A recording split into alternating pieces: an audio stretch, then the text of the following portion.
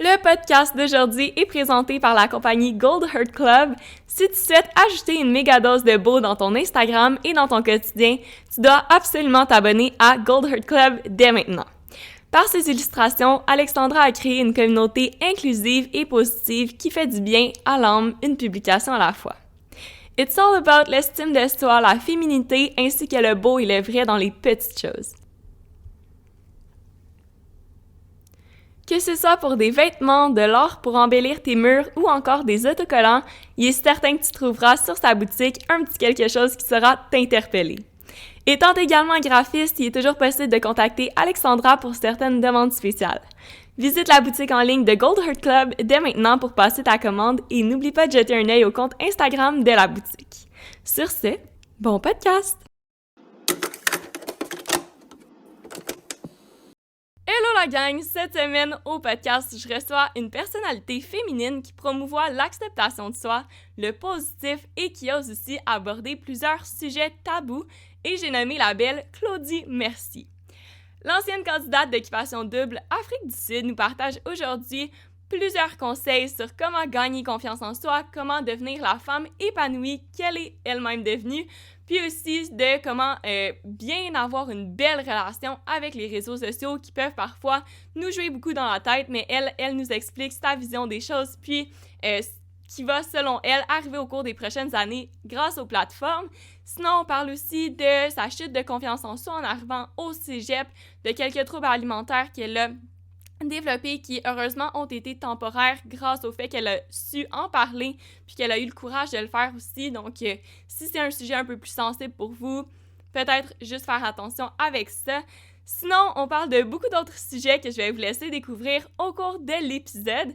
Sinon, comme à l'habitude, je vous invite à vous abonner au compte Instagram, Facebook et YouTube du podcast, à laisser une note de 5 sur 5, s'il vous plaît. Pour vrai, c'est ce qui me permet de voir si vous avez aimé les épisodes. J'aime beaucoup avoir vos reviews, donc écrivez-moi sur Instagram, ainsi que de laisser un thumbs up si vous l'écoutez sur YouTube. N'hésitez pas non plus à commenter ce qui vous inspire de ma discussion avec Claudie. Et si jamais vous avez d'autres idées d'invités pour les prochaines semaines, ben n'hésitez pas à laisser ça en commentaire. Et sur ce, ben, bon podcast!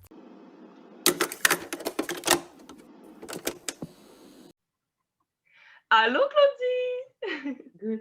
Salut, ça va? Oui, toi? Oui, ça va super bien. Pas trop une dure matinée ce matin? Non, vraiment pas. En fait, avant de te parler, je suis allée marcher avec mon chien Louise. Sinon, j'ai été quand même assez productive ce matin, donc c'est une bonne chose. On aime ça, les vendredis productifs. Est-ce que tu voudrais commencer par te Oui, présenter? OK. Ben, si tu veux, je me présente. Ben, bonjour, je m'appelle Claudie, j'ai 25 ans, je suis youtubeuse et créatrice de contenu. Présentement, c'est mon travail à temps plein. Je fais aussi des TikTok on the side, je me trouve bien drôle. Ça fait partie d'une de mes passions présentement, de faire des petites vidéos drôles comme ça. Et tout récemment, je viens de signer avec une agence de comédiens. Fait que je suis vraiment contente, vraiment excitée. Puis, ben, c'est ça. Parfait, ben t'as des beaux projets en branle en ce moment. Puis sinon, comment on t'a connu au cours des dernières années? Ben, c'est certain que je suis allée à Occupation Double, qui est une grosse télé-réalité québécoise. Donc, je dirais que je me suis faite vraiment connaître à partir d'Occupation Double. Avant, je faisais quand même du YouTube. J'avais quand même une petite plateforme sur Instagram, mais c'est vraiment grâce à OD que j'en suis où j'en suis aujourd'hui, là. Fait que je suis vraiment très reconnaissante de ça. Puis est-ce que t'as l'impression que sans OD, tu serais pas où est-ce que t'es en ce moment? Ben, j'ai juste l'impression que j'aurais fini par aboutir où ce que je suis, mais que ça aurait été probablement un plus long processus parce que depuis que je suis toute jeune, j'ai vraiment des rêves de faire partie des médias, d'être comédienne, d'être animatrice télé, de faire de la télé, d'avoir ma plateforme YouTube. C'était vraiment un but de vie, un rêve pour moi. Fait que honnêtement, même si j'avais pas été à Occupation Double, j'aurais continué de travailler, j'aurais continué de vouloir continuer de faire ça à temps plein. Puis j'aurais sûrement fini par y aboutir un jour, mais c'est sûr qu'OD m'a donné un petit coup de pouce. Ouais, c'est sûr que ça aide un peu là, à propulser tout ça. C'est sûr que ça offre une belle visibilité, mais en même temps, c'est aussi une expérience de vie, j'imagine. Mais est-ce qu'en ce moment, tu es où tu voulais être avant d'aller à OD? Mettons, est-ce que tu te faisais des attentes d'où tu allais être, mettons, 1 an, 2 ans après, par la suite? Hey, tellement pas. Aller à OD, j'avais aucune idée dans quoi je m'embarquais, mais j'avais pas réalisé à quel point ça allait comme changer ma vie. Je pensais que oui, il y avait quelques personnes qui allaient me connaître et tout, mais j'aurais jamais. Mais tu sais, je savais que quand tu sors d'OD, tu te fais connaître. Mais je savais pas que ça allait prendre une ampleur aussi grande. Puis je suis tellement reconnaissante, je suis tellement choyée. Justement, tu sais, c'est un peu grâce à OD que je peux faire du YouTube à temps plein. Je suis créatrice de contenu. Je dirais que mon gros but de vie, ça serait vraiment d'avoir mon propre talk show et de jouer un rôle principal dans un film ou dans une série. Mais j'y crois encore, là. Je veux dire, je suis encore jeune, puis je viens juste de comme... Tu sais, je commence à faire des projets. Fait que non, je suis vraiment excitée de où je suis présentement. Je sais qu'il y a des beaux projets qui m'attendent. Ouais, t'es définitivement très bien partie. T'as quel âge exactement? T'es trop cute. Ben, j'ai 25 ans. OK, c'est ça. Fait que ça part jeune, là, puis je pense que tu es dans un bel âge aussi pour explorer un peu toutes les avenues du domaine en général, du milieu artistique au Québec. Avant OD, qu'est-ce que tu planifiais faire, mettons, de ta carrière, de ta vie? Tu étais où dans ta vie? Ben moi, avant d'aller à OD, en fait, ben même avant de savoir que j'allais y aller, je voulais déménager à Montréal, ce que j'ai fait. Pour justement me rapprocher de tout ce qui est médias, télé et tout. Et j'avais prévu aller à l'école Promédia, que ça s'appelle. C'est une école de télé et de radio d'animation. Et j'avais été choisie pour aller à cette école-là. Par contre, c'est certain que ça coûte excessivement cher. Donc, j'attendais de me ramasser de l'argent pour pouvoir y aller. Et aussi, j'avais envoyé ma demande à l'université pour étudier en baccalauréat en sexologie. Donc, moi, j'avais envie d'aller me chercher un certain professionnalisme en sexologie parce que je parle énormément de sexe sur mes plateformes. Puis finalement, en fait, j'avais été acceptée dans le bac en sexo, mais finalement, on m'a annoncé que j'allais à OD. Fait que j'ai fait, écoute, l'université va toujours être là. OD sera peut-être pas, fait que profite de ce moment-là puis embarque là-dedans. Puis est-ce que tu as l'intention de recommencer ce bac-là éventuellement? Ben, c'est sûr que ça fait partie des objectifs que je me fixe, mais présentement, je me verrais pas aller à l'école présentement parce que, tu sais, je veux dire, je gagne super bien ma vie, puis je suis tellement heureuse où j'en suis. Par contre, si je vois que d'ici 1 an, 2 ans, ça recommence, tu sais, comme à tu sais, parce que les réseaux, c'est un montagne russe, tu sais, ça peut monter, mais tu sais jamais quand ça va redescendre, tu sais. Puis ça pourrait redescendre n'importe quand. Donc, moi, sérieux, je me ferme pas de porte. Puis honnêtement, je me mets tellement pas de pression là-dessus. Je me dis, si j'ai retourné à l'université à 28 ans, ben ça va être ça, tu comprends? Mm-hmm. Ouais, tu te mets pas de pression avec ça. Puis au niveau de la sexologie, qu'est-ce qui Non. t'attire de ce domaine-là? Est-ce que c'est vraiment le rapport avec son corps? Je sais que sur ta chaîne YouTube aussi, c'est un sujet que tu abordes fréquemment. Oui, ben c'est certain qu'au niveau de la sexologie, c'est vraiment de comprendre beaucoup les fantasmes des gens, de voir d'où part un fantasme. Aussi me questionner par rapport aux gens qui sont plus, voyons, qui ont des handicaps physiques et mentaux. Donc, comment on peut faire pour les aider à avoir une belle vie sexuelle saine? Parce que les gens pensent que, par exemple, des personnes qui vont être trisomiques n'auront pas nécessairement envie d'avoir de sexe, mais c'est pas vrai. Ils ont des hormones comme n'importe qui. Et je pense que ce serait bien d'aller exploiter, d'aller les aider en fait dans leur sexualité. Donc, moi, ça serait vraiment ça mon but si, mettons, je veux une vraie carrière. Ben, une vraie carrière, j'ai une vraie carrière en ce moment, mais ce que je veux dire, c'est que ça fait quand même partie d'un chemin que j'aimerais prendre d'aller en sexologie pour pouvoir aider les gens affectés par un handicap physique ou mental. Mm-hmm. C'est vraiment une belle cause, c'est un beau sujet à représenter. C'est vrai que c'est des minorités qu'on parle pas beaucoup, puis ça mériterait définitivement d'être plus exploité. Sinon, toi, étant plus jeune, est-ce que tu avais un bon rapport avec ton corps, tout ça? Est-ce que c'est pour ça que tu essaies d'informer les gens à travers ça aussi? Ben, je dirais que oui et non. J'ai toujours eu un bon rapport avec mon corps au niveau du secondaire. Au secondaire, pour vrai, j'étais full confiante dans mon corps. Puis habituellement, c'est rare, là, tu sais, au secondaire, c'est plus t'as une baisse de confiance ou whatever. Mais moi, ça s'est vraiment fait plus tard. C'est quand je suis rentrée au cégep, en fait. C'est drôle parce que j'en ai parlé dans mes stories tout récemment, mais quand je suis passée du secondaire au cégep, il y avait beaucoup de mes amis, beaucoup de connaissances qui me disaient Hey, t'as perdu du poids, ça te va bien. Et c'est là que j'ai comme eu un déclic de me dire Oh my God, OK, ça veut dire que les gens me trouvent plus belle plus que je suis mince. Fait que là, j'étais déjà en parfaite santé, là.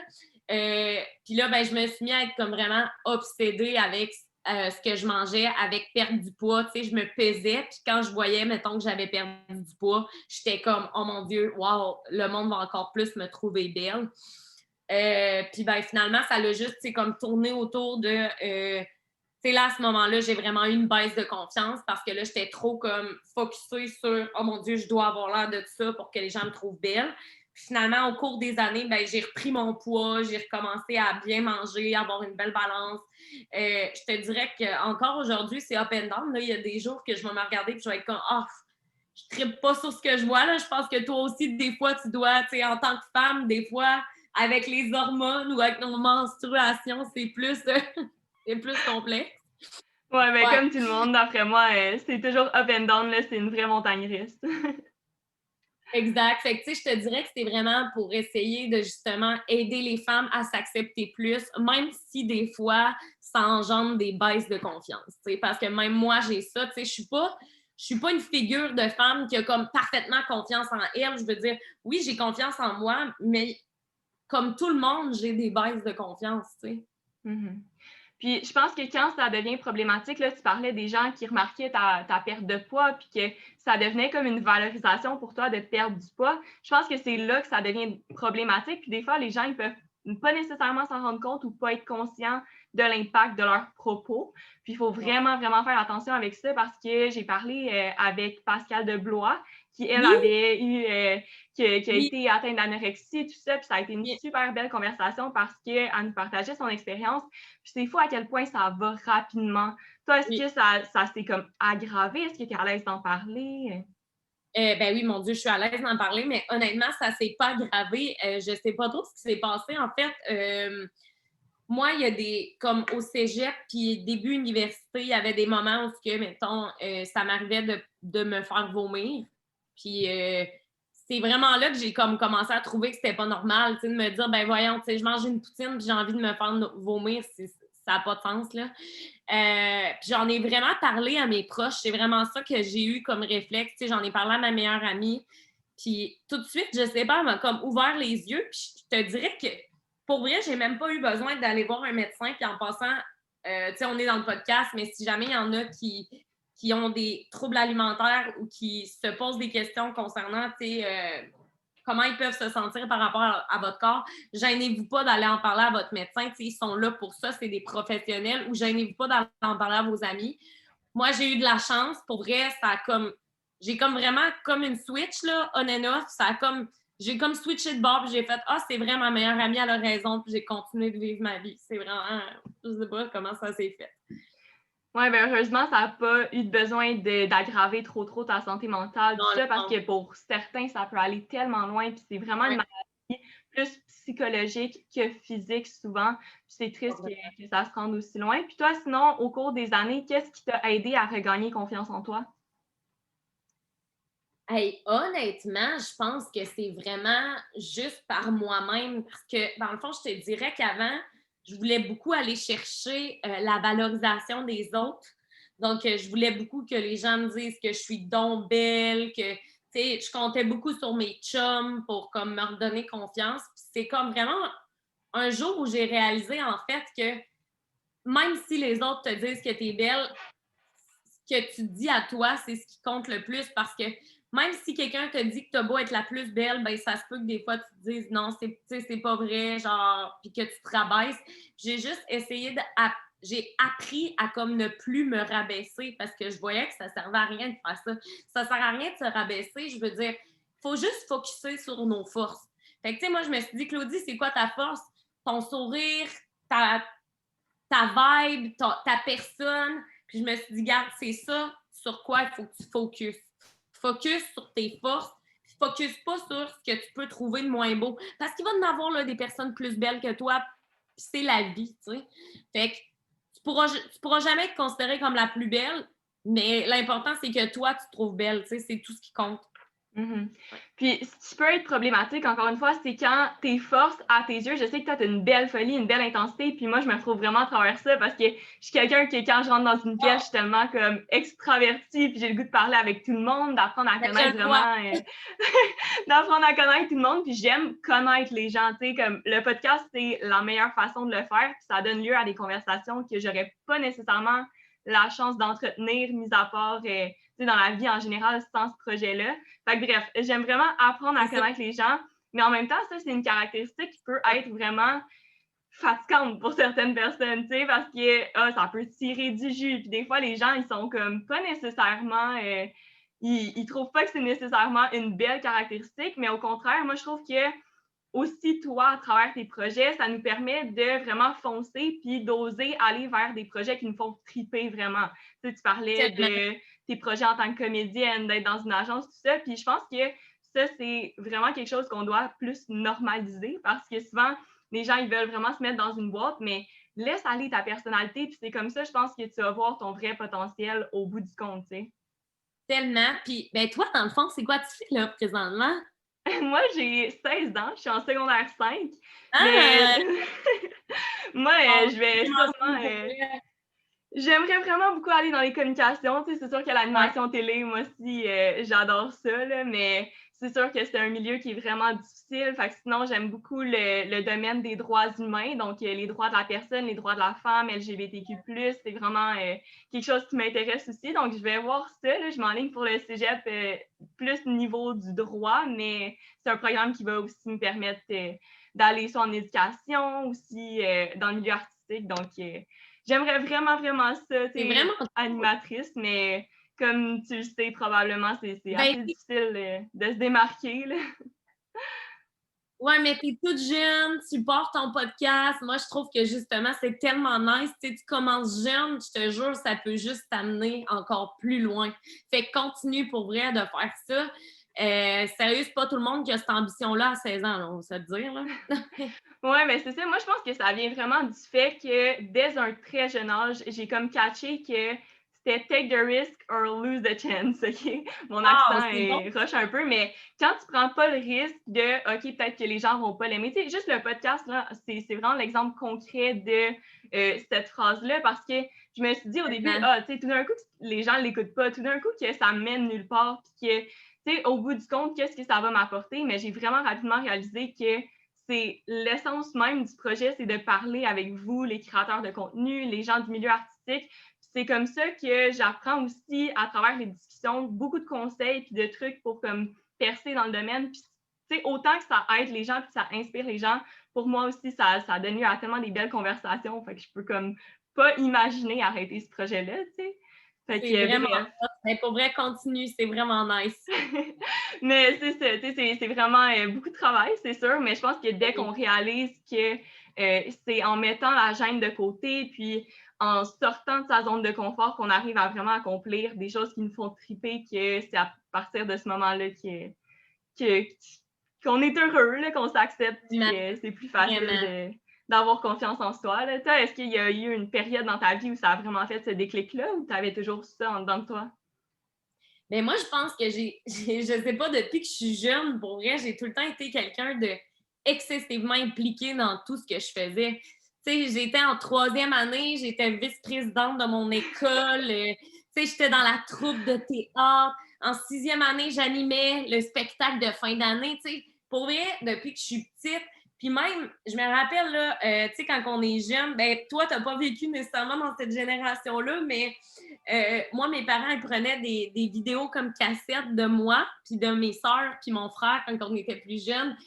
Tu sais, tu le voyais, là, j'étais comme full, comme expressive, je jouais des personnages, je voulais tout le temps comme mettre ma petite robe rouge, puis comme agir comme... Je sais pas, j'ai tout le temps eu j'ai tout le temps eu, comme je pense, l'énergie de vouloir comme en faire plus, de m'impliquer. Fait que c'est ça. Je suis bien contente d'être née de même, dans le fond. Hey, c'est fou parce qu'on est pareil sur ce point-là. Là. Je regarde les anciennes vidéos quand j'étais petite, c'est comme Maman, je veux voir la caméra, pis tout ça. Oh, Puis cute! j'ai mon voisin quand j'étais petite qui est acteur aussi. J'ai été sur des plateaux de tournage. Là, je suis en grosse planification pour mon portfolio de mannequinat aussi. Fait que genre tout ce qui Oh, est caméra. wow! C'est difficile aussi à expliquer aux gens qui comprennent pas ça. J'imagine que toi, tu le comprends, mais parce qu'il y a une partie qui peut paraître vraiment narcissique, mais c'est vraiment juste la passion. Puis c'est pas le fait de se voir à la caméra, c'est le fait d'être Non. devant les caméras, d'être avec une équipe, de rencontrer Ouais. plein de personnes dans ce domaine-là qui fait triper. Puis souvent, je trouve que c'est jugé rapidement, tu trouves-tu? Ben oui, ben mon Dieu, tellement, tu sais, je veux dire, moi, je suis gênée des fois de dire ce que je fais dans la vie parce que, tu sais, mettons, là, je parle à ma comptable, par exemple, là, comme là, toi, tu fais quoi dans la vie? T'es comme, je suis influenceur et YouTubers. C'est sûr que c'est les gens, ils se posent des questions beaucoup, ils savent pas. Puis souvent, tu sais, les gens ont des préjugés par rapport aux influenceurs. Ils disent justement, comme tu dis, qu'on est beaucoup narcissique, qu'on pense juste à nous, qu'on est égoïste. Mais je pense que oui, il y a des influenceurs qui vont être comme ça, mais il y a d'autres influenceurs super, je pense, inspirants qui amènent quelque chose à notre belle comme plateforme québécoise. Fait que non, moi, je suis bien contente de faire partie de ce milieu-là. Puis peu importe ce qu'on pourrait me dire, je ne vais jamais changer de milieu. J'adore ce milieu-là.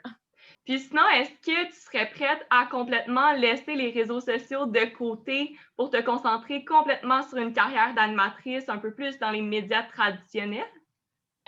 Oui et non, dans le sens que j'aimerais vraiment ça, combiner les deux, parce que je trouve que parfois les médias traditionnels, ça manque d'ouverture d'esprit. Puis je trouve que les réseaux sociaux, justement, c'est vraiment bon pour ça. Il y a plein de jeunes, plein d'ados. Il y a moins d'ados qui vont écouter justement les médias traditionnels. Donc moi, j'aimerais ça justement pouvoir être animatrice télé, donc de faire ça sur une base régulière pour justement les toucher peut-être diverses générations, mais aussi de continuer d'être sur Instagram pour communiquer, pour, tu sais, parce que quand je suis sur Instagram, tu sais, moi, c'est comme mon journal intime. Je parle, je vis ma vie au travers les gens. Puis c'est ce que j'aime faire. J'aime tellement ça, juste raconter ma vie. Je sais pas pourquoi, mais j'aime ça faire ça. Fait que j'aimerais ça pouvoir faire les deux, tu sais. Ouais, mais c'est sûr que les réseaux sociaux, d'après moi, ça ouvre une plus grande porte aux discussions. Donc, tu peux parler avec tes abonnés, t'as une plus belle. J'ai l'impression que tu es plus proche de ta communauté via les réseaux sociaux que les médias traditionnels, étant donné que tu n'as pas une équipe pour gérer tout ça en même temps. C'est vraiment toi qui gères ta plateforme. Toi, à ce niveau-là, est-ce que c'est assez difficile? Comment tu t'organises pour planifier tes publications? Est-ce que tu y vas vraiment go with the flow? Moi, j'y vais vraiment with the flow. Là. Si ça me tente de publier, je vais le faire. Si ça me tente pas, ben je vais pas le faire. Tu sais, honnêtement, je suis pas stressée avec ça. Moi, mes plateformes, c'est vraiment des photos, je trouve, quand même naturelles de mon quotidien. Tu sais, je suis pas comme l'influenceur qui fait du contenu comme vraiment parfait, tu sais, full soigné, full beau. Il y en a là, des influenceurs là, que leur feed est parfait. Je suis comme, oh mon Dieu, ils sont bonnes de faire ça. Moi, je suis pas capable, j'ai jamais été capable de bien faire les choses esthétiquement parlant. Donc, tu sais, moi, je suis plus une fille de selfie, une fille de je vais me prendre en photo avec mon chien. C'est plus de façon chill. Je sais pas. Ouais. Mon Instagram ne sera jamais esthétiquement parfait et comme soigné. Mhm. Mais en même temps, ça offre une belle fenêtre sur la personne que t'es, j'ai l'impression, parce que t'as l'air d'une fille vraiment comme crue, qui est super franche, honnête dans la vie, vraiment authentique. Fait qu'en même temps, tu mets pas de filtre à tes photos, t'es pas une autre Non. personne non plus, tu t'enjolives pas ton Instagram juste pour le rendre beau, c'est vraiment comme beau parce que ça te représente toi, puis ça représente les choses qui te rendent heureuse. Ben oui, puis tu sais, je me dis, c'est pas parce que j'aurais un Instagram esthétiquement pleasing que je vais être comme ma vie est complète. Non, non, vraiment pas, là. Tu sais, non, moi, j'ai juste en fait, c'est pourquoi vouloir être quelqu'un d'autre quand tu peux aller chercher tellement de potentiel en ta propre personne. Ça, Mhm. ça sert à rien de se montrer sous un autre angle que tu n'es pas. Parce que les gens vont pas t'aimer pour ce que t'es. Ils vont t'aimer pour l'autre personne que tu montres. Mhm. Moi, j'aime mieux que les gens m'aiment pas pour ce que je suis qu'ils m'aiment pour ce que je suis pas. Mhm. Tu comprends? Ouais. Mais en même temps, ces personnes-là, souvent, c'est aussi une manière de s'exprimer artistiquement. Ça veut pas nécessairement dire Ah oui, qu'ils oui, ben représentent oui. pas la personne qu'ils Donc, sont. Mais oui, oui. Moi, je parlais plus, mettons, de tout ce qu'on parle de les gens qui, mettons, qui vont changer leur Photoshop, morphologie, puis... qui vont utiliser, mettons, des plateformes Photoshop euh, pour justement s'amincir ou pour s'ajouter des formes. Moi, je parle plus de ça parce que moi, j'en connais là, des filles là, qui font du Instagram full beau, full soigné. Puis c'est ça leur personne. C'est des personnes qui sont super perfectionnistes, qui aiment quand c'est beau. Puis moi, ça, je les admire pour ça, de faire du beau contenu comme ça. Mais moi, je suis pas capable. Fait que je peux pas vendre ça parce que c'est pas moi. Tu comprends? Ouais. Puis sinon, tu parles un peu du Photoshop, de se changer. Qu'est-ce que tu penses de la chirurgie esthétique? Honnêtement, j'ai aucune. Moi, je suis comme vraiment dans la vie, laisser vivre les autres comme ils en ont envie. Puis, si une personne qui est depuis toute petite se dit ah, moi, j'ai envie d'avoir plus de seins, par exemple, puis que depuis qu'elle est jeune, elle se dit ça, si c'est pour améliorer la façon dont elle va se sentir dans son corps, ben why not? Elle a complètement le droit. Comme une femme, par exemple, qui vient d'accoucher, qui peut-être a envie de se faire je ne sais pas comment ça s'appelle, mais il y a une chirurgie pour le ventre, là. En tout cas, bref, moi, je vais toujours dire, les femmes sont belles au naturel, mais sont belles dans leur entièreté. Et si leur entièreté comporte des chirurgies esthétiques, ben c'est bien correct. Moi, tout ce que je demande dans la vie, et tout ce que je veux dire, c'est ne faites jamais de chirurgie plastique pour les autres. C'est, mettons que ton chum t'arrive et te dit ah, moi, j'aimerais ça là, que tu aies des faux seins. Fais-toi pas faire des faux seins à cause que ton amoureux te dit ça. Fais-le pour toi parce que toi, ça va t'apporter quelque chose à toi, pas à quelqu'un d'autre. Parce qu'au final, c'est pas parce que tu vas avoir l'air de quelque chose. Comment je pourrais dire ça? Mettons que ton chum veut que tu ressembles à quelque chose, ben ça veut pas dire que toi, tu vas t'aimer de cette façon-là, tu sais. Je pense que c'est une grosse évolution aussi, puis un cheminement dans notre tête pour vraiment être certaine de ce qu'on veut. Sinon, toi, est-ce que tu y as déjà pensé à la chirurgie? Hey, non, pour vrai, là, ça ne m'a jamais passé par l'esprit. Premièrement, j'aurais bien trop peur. Je ne sais pas comment il y en a qui font pour vouloir se faire endormir sur une Moi, table j'ai peur des d'opération piqûres. ou des gens qui veulent se faire mettre des aiguilles dans les... Non, non, non, c'est impossible, je ne serais pas capable.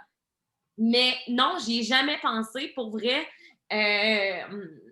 Je sais pas, là, peut-être qu'un jour, ça va m'arriver, mais pour l'instant, c'est vraiment pas dans mes plans. Puis, ben, écoute, toutes les gens qui ont envie de, je sais pas, de se faire mettre des fillers au niveau des cernes, ben, faites-le, faites ce que vous voulez, dans le fond. Moi, là, faites ce que vous voulez, puis soyez heureux, c'est l'important. Moi, je comprends pas les gens qui chialent concernant le corps des autres. Moi, ça va toujours me secouer. De me dire, mais qu'est-ce que ça te change que Chantal ait des fausses lèvres? On s'en foutu. Pour vrai, ça change quoi à ta vie personnelle? Ah, mais là, non, là, arrêtez. Les gens qui chialent, c'est des gens probablement qui se comparent. Puis je comprends parce que se comparer, ça fait partie de 2021 avec les réseaux et tout. Tu scrolls down ton profil, tu vois plein de belles filles, plein de beaux gars. C'est sûr que tu vas te comparer. Mais en même temps, ça change quoi dans ta vie que Bethany, elle ait des faux seins? On s'en fout. Ouais, c'est sa décision, ça la regarde elle, puis si elle est bien comme ça, c'est ça qu'il faut. Je pense qu'on partage vraiment la même opinion là-dessus, là. Yes. Mais est-ce que plus jeune, tu avais encore cette vision-là ou tu avais plus de préjugés, puis ça s'est vraiment comme dissipé au fil des années en t'informant davantage, en étudiant un peu, t'intéressant à la sexualité, la sexologie? Ouais. Ben oui, je pense que quand j'étais jeune, comme toute adolescente, j'étais comme si quelqu'un a des faux seins, c'est parce qu'il est superficiel, tu sais. J'avais comme cette façon de penser-là quand j'étais plus jeune. Mais moi, je t'avouerais que ça n'a pas été long, là, tu sais. C'était vraiment parce que j'étais au secondaire. Mais quand je suis rendue au cégep, puis que j'étais à Québec, après ça à Montréal. Tu sais, je viens d'une région aussi. Les régions, tu sais c'est quoi? C'est des gens qui sont bien dans leur région, un petit peu parfois fermés d'esprit, je trouve. Pas mes parents, là. Mes parents, ils sont exceptionnellement ouverts d'esprit. Je les adore, ils m'ont inculqué d'être ouverts d'esprit. C'est juste que quand j'étais plus jeune, la chirurgie plastique, c'était beaucoup plus tabou que ce l'est aujourd'hui. Puis moi, justement, une des choses pour lesquelles je suis reconnaissante d'être sur les réseaux, c'est que mes abonnés m'apprennent tellement de choses. Ils m'apprennent à comme, je sais pas, c'est tellement beau d'être sur les réseaux en 2021. Je me suis tellement comme informée, je me suis tellement éduquée sur des sujets que j'étais pas nécessairement éduquée avant. Fait que je suis vraiment contente d'être créatrice de contenu, vraiment. Mais je pense que tout part aussi, on met souvent le blâme, par exemple, pour les maladies comme l'anorexie, la boulimie, tout ça. On met souvent le blâme sur les réseaux sociaux, la comparaison, mais tout part de qui tu suis sur Instagram, j'ai l'impression. Si on suit du Claudie Mercier, du Alanis, qui sont vraiment comme vous faites la promotion du body positivity, puis tout ça, je pense que c'est à partir de qui on s'inspire puis de qui on va chercher nos sources d'information qui est l'important. C'est sûr qu'il faut faire attention parce que des fois, il faut faire un tri de l'information puis il faut savoir en prendre puis en laisser. Mais je pense qu'au bout du compte, les réseaux sociaux ne peuvent pas juste apporter du négatif. Surtout cette année, on a vu la vague de dénonciation puis c'est sûr que ça a créé une onde de choc au Québec, mais ça a définitivement fait avancer les choses aussi, là. Complètement. Puis en fait, moi, je pense que les femmes en 2021, c'est peut-être le contraire qui va arriver. On va avoir plus confiance en nous parce que je trouve qu'on est rendu avec tellement de différents modèles sur les réseaux. Avant, tu sais, on voyait plus peut-être un type de personne sur les réseaux parce qu'on pensait que c'était juste accessible à ces personnes-là. Mais maintenant, on se rend compte que les réseaux, c'est accessible à tous. Que tu sois plus ronde, que tu sois plus mince, que tu sois plus petite, que tu sois plus grande, que tu aies les cheveux rasés, que tu aies des tatous, tout le monde est accepté maintenant sur les réseaux parce qu'il y a une communauté pour chaque type de personne, tu comprends? Mm-hmm. Je trouve ça vraiment le fun. Puis, tu sais, même TikTok, moi, TikTok, là, je vois des gens diversifiés, je trouve ça beau de voir la différence, puis j'adore ça, tout simplement. Mm-hmm. Puis j'en parlais récemment aussi avec une autre invitée, mais j'ai l'impression que les plateformes, les réseaux sociaux, d'avoir ses propres comptes, sa propre plateforme, ça permet tellement d'offrir une belle diversité puis une belle expression de créativité. C'est sûr que c'est pas tout le monde qui a la même tribune ou qui peut s'exprimer de la même manière. Il y en a qui, des fois, ils ont un métier on the side qui leur permet pas d'exprimer des opinions comme plus controversées ou quoi que ce soit, mais en même temps, ça offre une belle fenêtre pour tous les jeunes qui peuvent justement s'inspirer, peu importe la couleur de peau de la personne, peu importe ses valeurs. C'est sûr que ça promouvoit des belles choses, puis je trouve qu'on fait une belle évolution à travers ça. La question que je me pose, c'est à quel point ça va durer longtemps. Parce que j'ai peur que ça se dissipe vraiment rapidement, comme là, avec l'arrivée de TikTok, Instagram, j'ai ressenti qu'Instagram a pris le bord avec l'arrivée de TikTok. Facebook a pris le bord depuis un petit bout aussi. Fait que, j'ai l'impression que, OK, ça continue plateforme après plateforme, mais selon toi, où est-ce qu'on s'en va? Honnêtement, c'est difficile à dire, mais moi, je pense qu'une plateforme qui est là pour rester, c'est quand même YouTube, parce que YouTube, ça a toujours resté. C'est encore là. Mais moi, je pense que tous les réseaux vont rester, mais ils vont rester en vague. Ils vont rester en montagne russe. Comme là, c'est normal là, que les gens soient plus sur TikTok parce que tu peux gagner en popularité très rapidement. C'est des vidéos de 15 minutes, 15 secondes, 1 minute.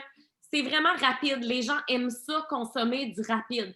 Mais à un moment donné, TikTok, tu sais quoi, il va faire son bout de chemin comme Instagram, puis les gens vont juste se départager au travers des plateformes. Puis il va peut-être avoir une autre plateforme qui va combiner les deux.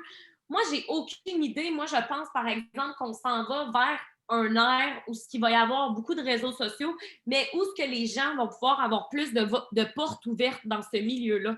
Parce que avant, moi, je regardais les gens qui étaient comédiens, je regardais les animatrices, puis je me disais, oh mon Dieu, mais c'est impossible de se rendre là. Mais là, je pense que tout est possible parce que tout le monde peut avoir une plateforme, tout le monde peut se faire connaître à sa façon. On verra où ça s'en va. moi, je garde en tête que c'est éphémère, tu comprends? Parce que c'est normal, c'est mon métier. En ce moment, je garde en tête que peut-être dans 2 ans, je ne ferai plus ça. Mais ce que je me dis, c'est que dans 2 ans, il va y avoir quelque chose de mieux pour moi aussi à ce moment-là, si jamais ça l'a abaissé. Fait que non, moi, je suis confiante pour l'avenir, mais je me dis que oui, il va y avoir des déclins, il va y avoir des... Tu sais, on verra. Mhm. Puis, as-tu l'impression que ça va aussi changer la perception des jeunes? Toi, si tu avais eu les réseaux sociaux étant plus jeune, est-ce que tu serais la même personne que tu es aujourd'hui, selon toi? Ben, j'ai l'impression que oui et non, parce que, tu sais, je suis pas née avec les réseaux sociaux. Tu sais, moi, le seul réseau social qu'il y avait dans mon temps, c'était MSN. Donc, j'adorais MSN, mais ça reste que c'est sûr que je serais probablement différente, mais aussi, j'aurais peut-être pu aller, j'aurais peut-être pu commencer plus jeune dans ce milieu-là. Dans le milieu de YouTube, dans le milieu de justement Instagram. C'est sûr que je ne serais pas la même personne, mais j'ose espérer en fait qu'en voyant tous les modèles qu'on a, ben, je me serais dit, wow, tu sais, je peux ressembler à qui je veux, je peux être qui je veux. Parce qu'il y a tellement de beaux comptes qui te donnent confiance en toi. Moi, je suis tellement de comptes sur TikTok qui font des messages sur la confiance, sur comment tu devrais comme réfléchir au quotidien. Je trouve ça juste tellement beau de voir que tu peux devenir qui tu veux. Pour vrai, les gens sont de plus en plus ouverts d'esprit. On a encore beaucoup de chemin à faire là, sur plein d'affaires, sur la femme, sur le racisme, sur l'homophobie, mais je pense qu'on est sur la bonne voie. Puis, en tout cas, moi, j'aime mieux voir le côté positif, tu sais. Oui, mais au Québec, on n'est pas si pire que ça. C'est sûr que je parle en majorité, là, je généralise beaucoup, mais oui, il y a du travail à faire, mais on a tellement évolué au cours des dernières décennies, j'ai l'impression, surtout avec les réseaux sociaux. Puis je pense qu'on est un peuple aussi vraiment plus ouvert d'esprit, plus accueillant. Je pense juste à Montréal. C'est peut-être que moi, j'habite pas à Montréal en ce moment, mais j'habite à Montréal l'année prochaine. Puis quand j'y vais, je trouve ça beau de voir toute la diversité qu'il y a là-bas. Puis c'est le fun de voir justement que le Québec se transforme comme en une mosaïque de cultures, si je peux dire, parce que ça nous permet de voir différentes cultures, différentes coutumes aussi des différentes personnes. Puis à un moment donné, je pense que ça va tellement se généraliser qu'on ne verra plus les différences. Puis c'est ça qui est beau à travers ça, j'ai l'impression. C'est sûr que c'est important de garder la culture québécoise, de garder nos coutumes à nous, puis de les représenter, mais je pense que ça ne se perdra jamais non plus. C'est sûr que là, avec le français et tout ça, c'est beaucoup d'enjeux en même temps, mais les réseaux sociaux, puis toute l'évolution sociale en ce moment, je trouve que ça peut que faire du bien aux jeunes, puis ça va juste donner plus d'espoir pour croire en son propre potentiel puis se rendre loin. Je pense juste à l'écologie aussi, l'environnement. De plus en plus, les jeunes sont ouverts d'esprit puis ils sont prêts à s'engager. Puis je trouve ça tellement magnifique à voir. Puis c'est le fun de voir aussi que les créateurs de contenu, les artistes encouragent ça. Parce que sinon, c'est clair que si tout le monde regardait son petit nombril, on ne serait pas où on est en ce moment. Non, vraiment, tu sais, je pense vraiment qu'on est en train de développer une génération qui va savoir donner son opinion, qui va savoir se battre, qui va savoir juste se battre pour leurs droits, qui n'auront pas peur de s'exprimer, tu sais. Fait que moi, ça, je trouve ça vraiment beau. Puis justement, c'est une des raisons pour lesquelles je suis venue vivre à Montréal. C'est vraiment parce que j'ai l'impression qu'ici, il y a une plus grande ouverture d'esprit que quand j'habitais en région. Je trouvais que ça me manquait beaucoup. Moi, j'aime ça, justement, la différence. Tu sais, comme on parlait plus tôt dans l'entrevue, que toi puis moi, on est des personnes qui adorent connaître des gens. Moi, je considère que je suis très, très, très caméléon dans la vie. J'aime tout le monde, on dirait. J'aime tous les types de personnalités. Je sais pas, j'aime ça, connaître différentes personnes, avoir plusieurs gangs. Je sais pas, j'aime ça. Oui, mais moi, c'est vraiment d'apprendre fondamentalement à connaître une personne. Tu sais, souvent, on va nous dire t'as l'air de flirter, mais c'est pas que je flirte, c'est juste que on dirait que c'est comme perçu comme bizarre d'être gentil simplement par bonnes intentions puis de vraiment vouloir apprendre à connaître une personne, tu sais. Fait qu'à ce niveau-là, je trouve qu'il y a beaucoup de préjugés, là. Ouais, ben c'est juste du charisme, là, tu sais, c'est juste que tu vas être charismatique. C'est très différent du flirt. Moi, tout, là, quand je parle aux gens, j'ai beaucoup tendance, ben là, je peux pas en ce moment, mais tu sais, toucher, beaucoup, vraiment parler avec la personne, la regarder dans les yeux, je trouve ça super important.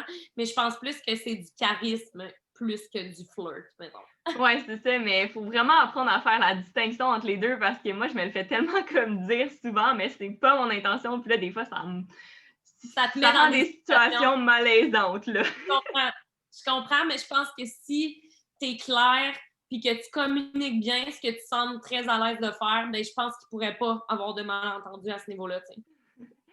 Sinon, toi, étant plus jeune, est-ce que tu subissais beaucoup de préjugés? Est-ce que tu as déjà vécu de l'intimidation? Je sais que tu as un diagnostic d'anxiété généralisée. Est-ce que tu es à l'aise d'en parler aussi?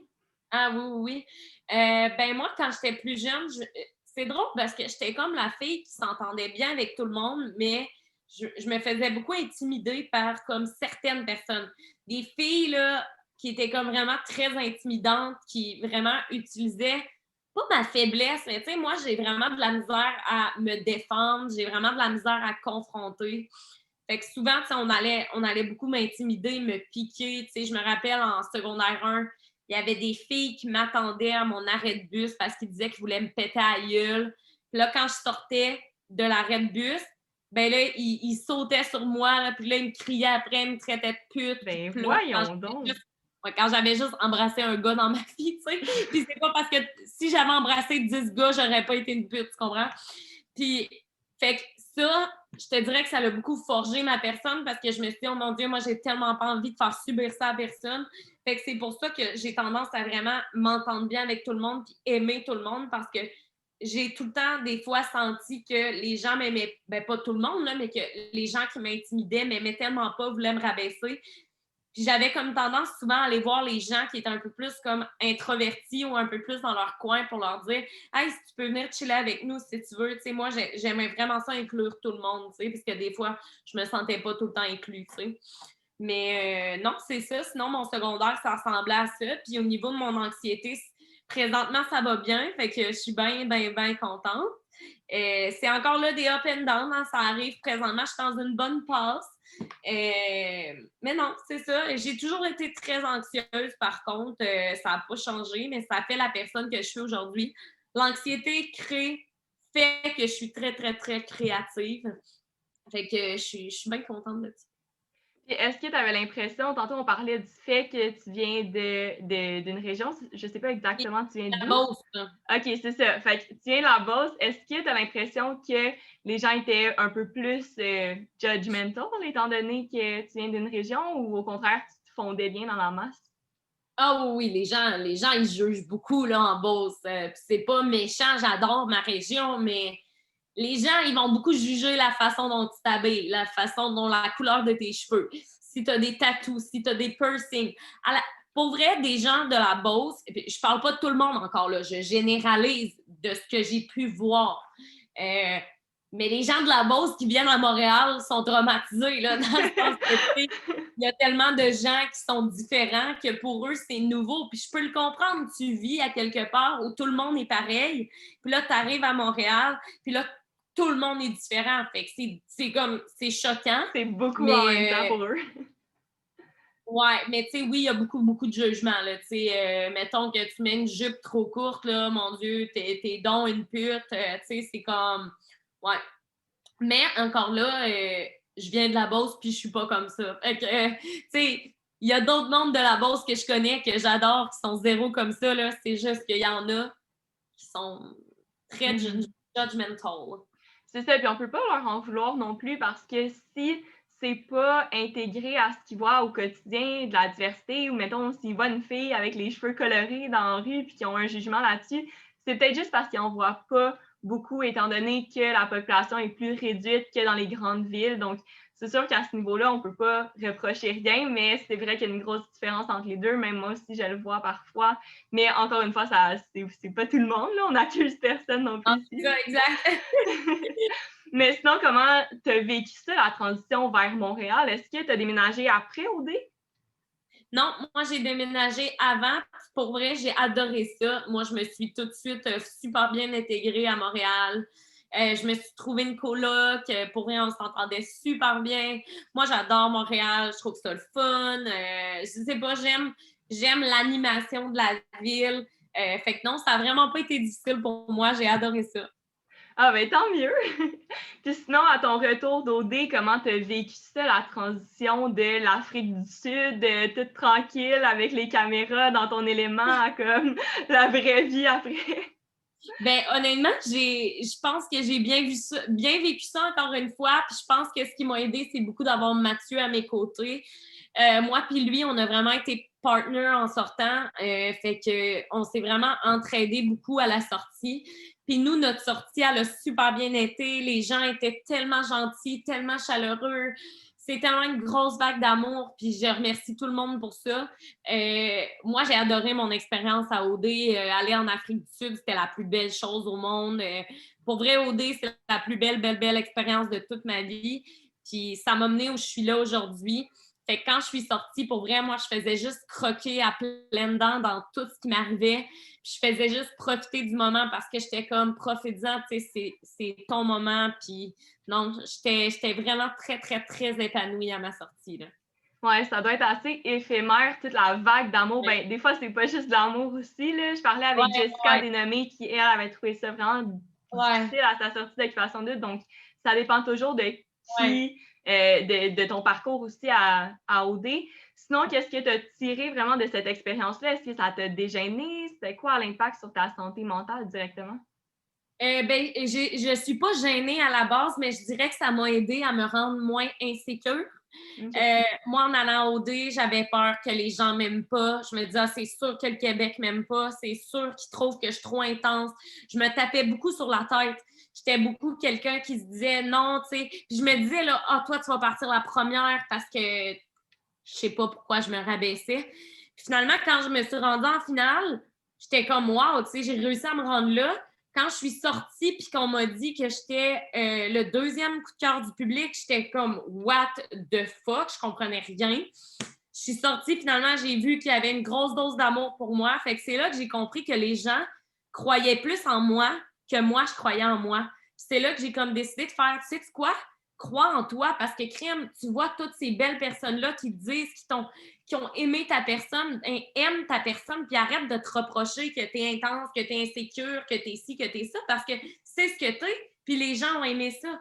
Fait que sois toi, puis tu vas juste en sortir gagnante, tu sais. Mm-hmm. Je pense que l'authenticité, on en parle beaucoup, mais le realness, l'authenticité, c'est toujours gagnant parce qu'on le voit, là, surtout dans les télé-réalités, c'est tellement comme du cru, là, c'est votre quotidien, c'est qui vous êtes vraiment à la base. Puis c'est sûr qu'il y en a qui jouent des games, c'est sûr qu'il y en a qui inventent un personnage, mais on le voit, tu sais, puis je pense que c'est juste à votre avantage de rester vraiment vous-même. Puis comme tu dis, être le coup de cœur du public, je veux dire, le deuxième coup de cœur, c'est pas rien. Puis c'est fou à quel point ça peut apporter un effet positif après sur ta confiance en toi, tout ça. Fait que c'était juste à ton avantage, en fond, au bout du compte. Mais sinon, c'est quoi tes meilleurs souvenirs? C'est quoi qu'on ne sait pas sur OD, là? Tous les petits secrets, tes meilleurs souvenirs, pires souvenirs. J'imagine que tu t'en as fait beaucoup parler, là. Fait qu'on n'exploitera pas trop ça, mais qu'est-ce que t'en tires?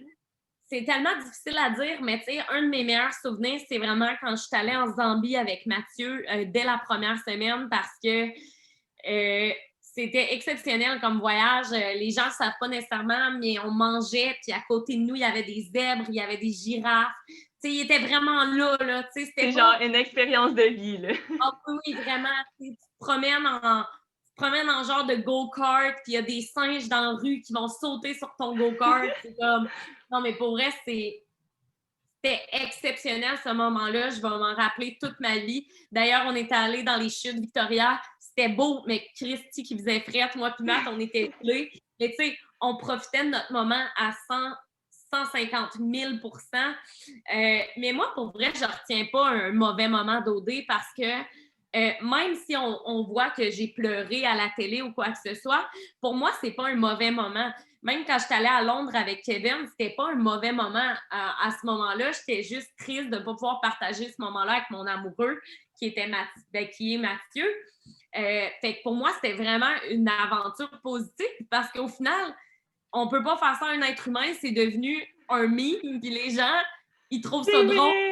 Puis, non, mais tu sais, moi, je fais juste trouver ça drôle. Puis moi, j'ai beaucoup d'autodérision, je pense, dans la vie.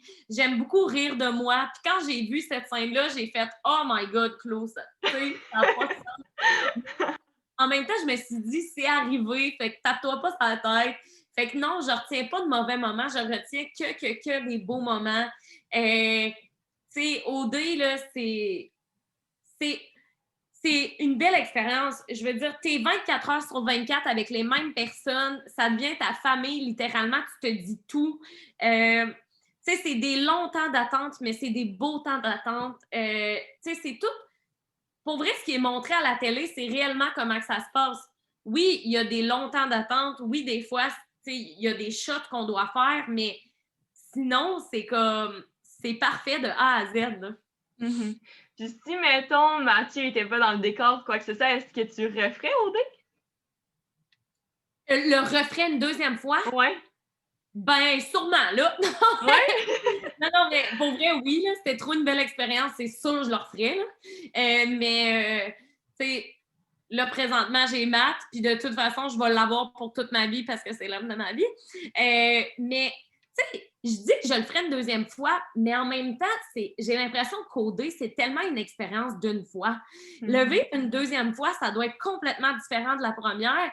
Je serais curieuse de voir comment ça se passe, mais en même temps, en ce moment, je suis tellement... Pour vrai, je suis vraiment où ce que j'ai toujours voulu être. Fait que je me dis, est-ce que je nuis à ma première expérience en allant à une deuxième? Peut-être même pas, tu comprends? Parce que je suis bien où ce que je suis présentement. Mais par contre, j'aimerais ça aller à Big Brother. Fait que, non, mais c'est complètement différent. Fait qu'on verra, mais pour l'instant, je suis bien où ce que je suis.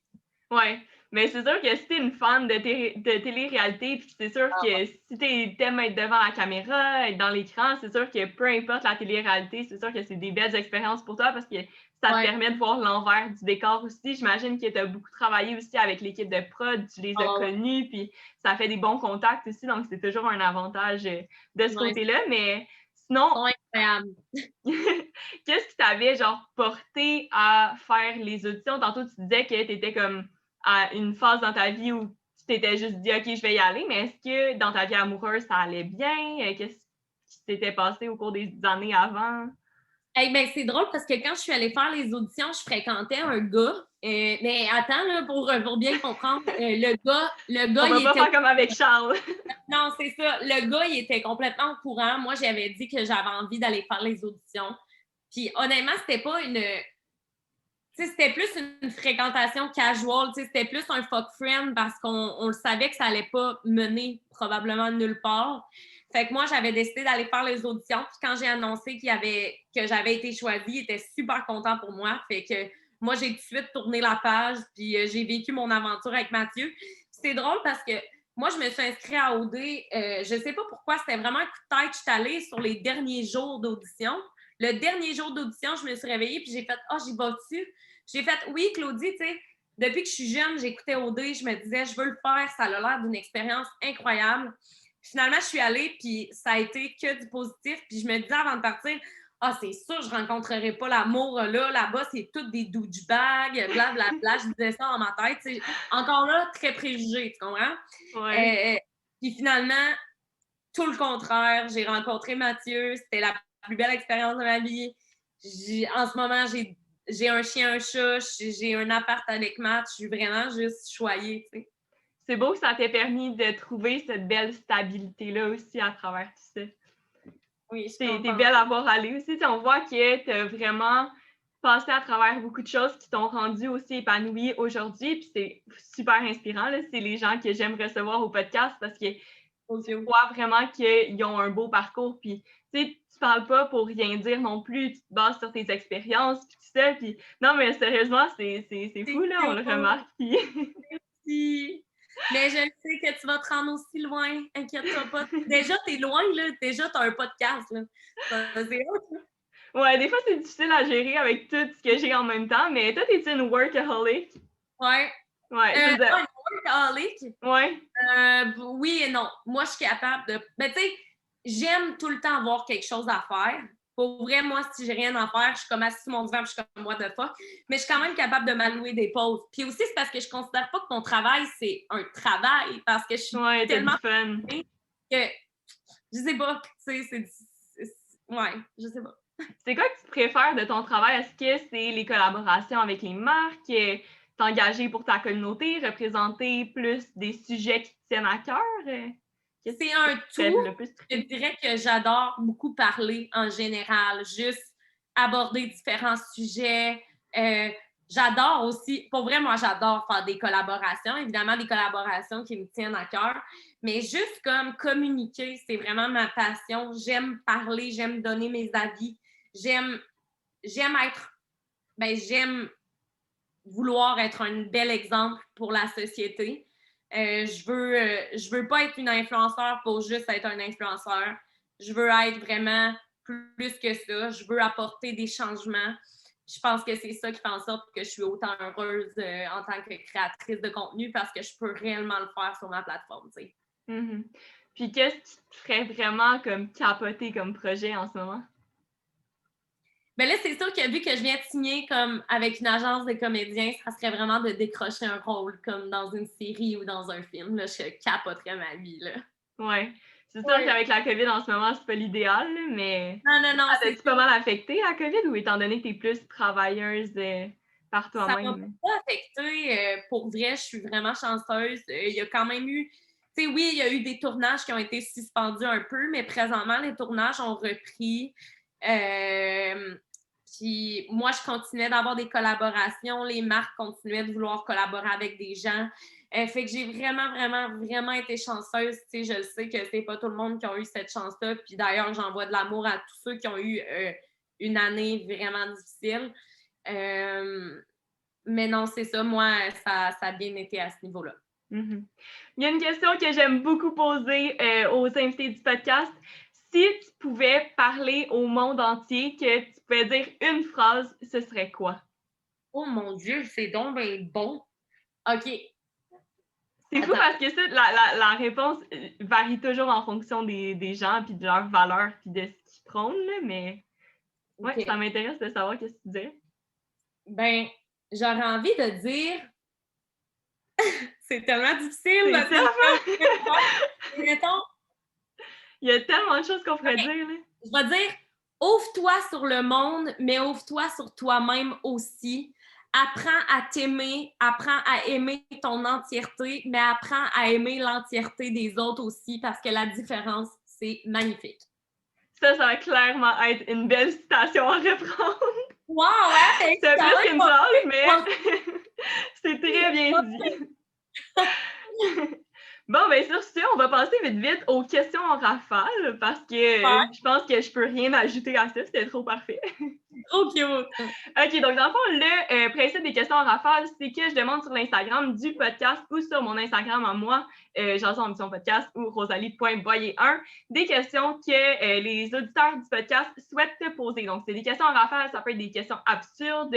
Bref, tu essaies d'y répondre vraiment rapidement, mais en même temps, des fois, tu peux un petit peu élaborer tes réponses. Ouais, parce que dans ceux que j'ai aujourd'hui, il y en a peut-être qui va falloir que tu élabores un petit peu, mais rapidement. C'est bon? C'est bon. Ouais, vas-y. OK, parfait. Donc, on commence avec la question de Laurie F qui demande, selon toi, qu'est-ce qu'est la beauté? La beauté, c'est juste d'apprendre à s'aimer soi-même puis d'aimer ses défauts, mais d'aimer ses qualités, puis d'accepter que tu pourras pas tout le temps te sentir comme confiante en toi. Il va y avoir des moments plus difficiles. Pour moi, la beauté, c'est juste de montrer son plus beau potentiel au monde entier, tu sais. Bien dit, bien dit. Deuxième question. Marie-Pierre, elle demande, quelle est ta story time la plus marquante ou gênante à vie?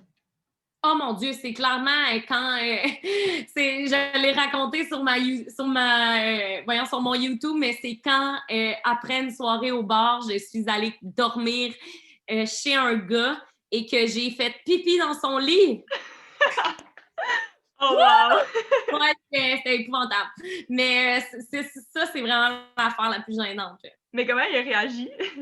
Il a super bien réagi. Il était vraiment gentil, par chance, mais moi, j'étais excessivement gênée. Là. Dans sa tête, il y avait genre un gros malaise, mais il voulait juste pas le laisser paraître. Ah, c'était n'importe quoi, pour vrai. Là. Et encore aujourd'hui, on en reparle de cette anecdote-là ensemble, puis on en rit. Là. OK, ouais, mais c'est sûr que c'est pas le genre d'anecdote qu'on oublie facilement non plus. Là. OK, troisième question. Ariane M demande, comment va Louise? Oh, Louise va super bien. D'ailleurs, elle est couchée derrière moi. Elle est parfaite. Oh. Regardez. OK, quatrième question. Oh! Pour ceux qui l'écoutent en ce moment, vous regarderez le podcast sur YouTube, ça vaut la peine. Elle est quand même Oh. calme, pour vrai. Je pensais qu'il y Oui, ait un ben, je suis bébé chat allée la là-dessus. marcher avant. OK. Je suis allée la marcher.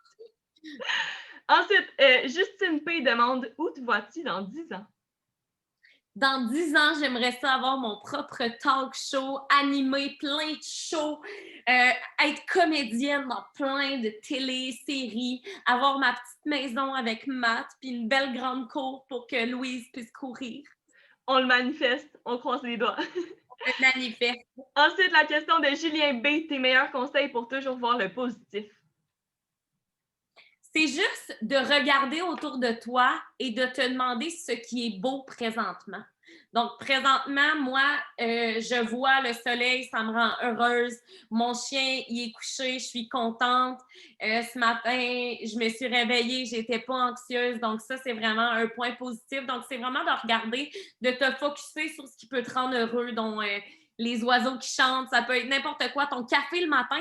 En fait, c'est de t'émerveiller devant les petites choses de la vie. Je pense que c'est la plus belle chose au monde. Définitivement, je suis complètement d'accord. Ah. Sixième et dernière question de Olivia B. Sur une échelle de 10, à quel point il a été difficile de transitionner d'OD à la vie réelle? À quel point ça a été facile? À quel point il a été difficile de transitionner d'OD sur 10? Zéro. Zéro. Complètement zéro. Ça n'a pas été difficile. J'ai juste trop aimé ça. C'était trop beau, c'était trop le fun. Zéro. Non. Parfait, c'est ce qu'il faut. Mais ça conclut le segment questions en rafale. Si jamais, pour les auditeurs en ce moment qui nous écoutent, vous voulez vous engager pour les prochains segments de questions en rafale pour nos prochains invités, n'hésitez pas à aller vous abonner au Instagram. Sinon, pour toi, qu'est-ce qui t'en vient? Où est-ce qu'on peut te trouver? Qu'est-ce qui se passe dans ta vie en ce moment? Ben, écoutez, ce qui se passe sur ma vie en ce moment, c'est que je continue de faire des vidéos sur YouTube. Donc, si jamais vous avez envie de rire et vous avez envie de légèreté, vous pouvez me suivre sur ma chaîne YouTube, Claudie Mercier. Sinon, je suis très active sur Instagram. Je raconte ma vie de A à Z à chaque jour. Fait que ça ressemble à ça, mais pour l'instant, on peut me voir vraiment où est-ce que j'ai envie d'être, dans le fond. Parfait, donc on te souhaite plein de beaux projets de tes rêves, de tout ce que tu souhaites pour l'avenir, plein de contrats d'animation, plein de contrats, des rôles à revendre. Merci tellement. Merci à toi d'être passé au podcast, c'est une super belle discussion, c'est sûr que ça va en avoir inspiré plus d'un. Sinon, pour ceux qui écoutent en ce moment, n'hésitez pas à nous écrire, nous laisser savoir qu'est-ce que vous avez aimé parmi les mots de Claudie. Est-ce que c'était la belle petite citation de ce qu'elle dirait au monde entier ou encore les trucs qui l'ont aidé à regagner confiance en elle? Sinon, on se retrouve pour un prochain épisode du podcast la semaine prochaine. Et juste avant de terminer, je vous invite à aller nous suivre sur toutes les plateformes. Donc, c'est Jazz Ambition Podcast partout. Et sinon, vous pouvez aussi aller me suivre sur mon compte rosalie.boyer1 si ça vous tente. Des fois, je révèle des petites exclusivités là-dessus. Et sur ce, je vous laisse. À la semaine prochaine! Bye!